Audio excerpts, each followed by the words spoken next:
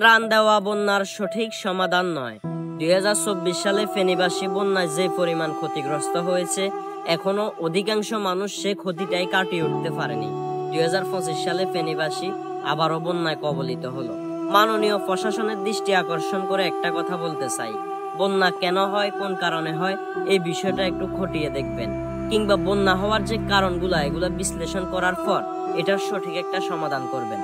যে সমস্ত বাঁধগুলা ভেঙে গিয়ে বারবার আমরা বন্যায় ক্ষতিগ্রস্ত হচ্ছি, ওই বাঁধগুলা নির্মাণে যথেষ্ট পরিমাণ কঠোরভাবে নজরদারি রাখবেন। মাননীয় প্রশাসনকে ছোট্ট করে আরেকটি কথা বলে দিতে চাই, ঢাকা কিংবা চট্টগ্রাম মানুষ যেদিকেই যাক না কেন আমাদের ফেনীর উপর দিয়ে যাইতে হবে।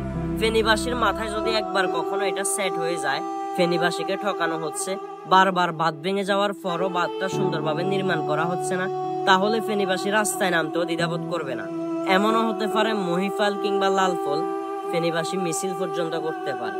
ফেনীবাসীকে একটা কথা বলতে চাই, যদি কখনো এমন হয় বাঁধ নির্মাণে প্রশাসন আমাদেরকে কোনোভাবে সহায়তা করতেছে না, তাহলে ফেনীবাসী কি মিছিলে নামার জন্য প্রস্তুত? কমেন্ট বক্সে জানাবেন।